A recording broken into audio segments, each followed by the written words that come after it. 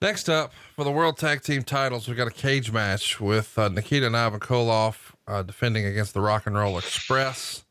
The finish would see Ivan tag in, miss a clothesline, and that allows Robert Gibson to drop kick Ivan into the ref. And then Gibson would cover as Morton comes in and he hits the Russian sickle. Gibson stands back up and also gets hit with the Russian sickle for his trouble. And Nikita places Ivan on top of Gibson, but referee Earl Hebner takes too long to make the count. Eventually Gibson makes a blind tag to Morton, who comes in and rolls up Ivan. And there you go. The Rock and Roll Express have regained the World Tag Team titles, and the place explodes when the Rock and Rolls win the belts. And we've talked about before that, you know, they're going to be main eventing all over the place in 86, specifically with their Summer Sizzler tour or whatever the thing was called over the summer. Talk to us a little bit about how over the Rock and Rolls were here as baby faces. Well, and in this particular match, you know, Ivan Koloff still had some steam. Nikita Koloff was 280 pounds with traps growing out of his ears and looked every bit the part of a monster.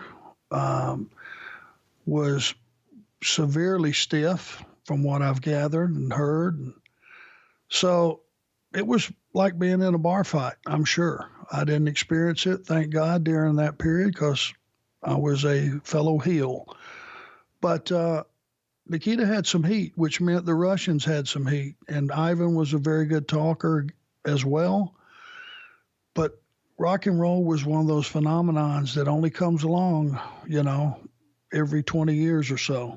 And we used to say every decade you would have a guy come along. Well, as history will show you, you know, very few people in the last 20 years, teams, have been as over as the Rock and Roll Express was. I was there. I lived it. I saw it every night. You know, when you would go to a town and you would be riding into whatever town it was in those days, Rock and Roll had a deal with Hardee's that was like a 2-hour signing or a 1-hour signing, but some reason I think it was 2-hour signing. And they would stop. They would get to town early. They would have an autograph session. And when you would, you know, if by chance, if your route took you from wherever you were coming from and you happened to pass that Hardee's, it was like the president was in town. I mean, cops had streets blocked off. There was probably 2,000 people in line waiting to get an autograph from those guys. They were the Beatles. There's no other way to put it. The Beatles had come to the wrestling industry, and it was everywhere they went, and it was infectious. Ricky Morton looked like a 12-year-old kid. Robert Gibson complimented Ricky perfectly, and those guys were just over. You know, anyway, it didn't matter who you booked them with, they were going to sell out or come real close.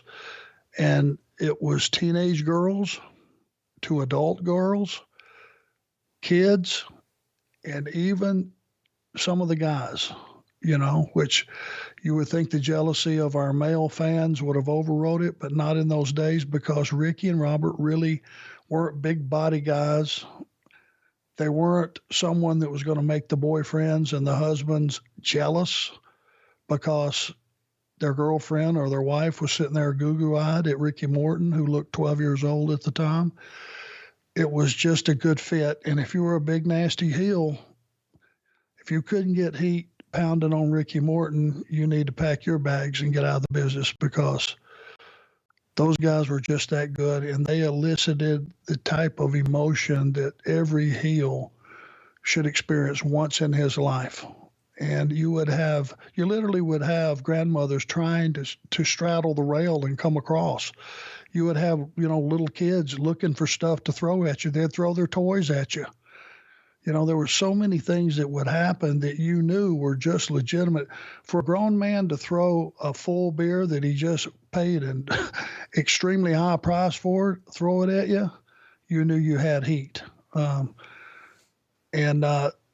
Those guys are still around today, and they've been at it nonstop.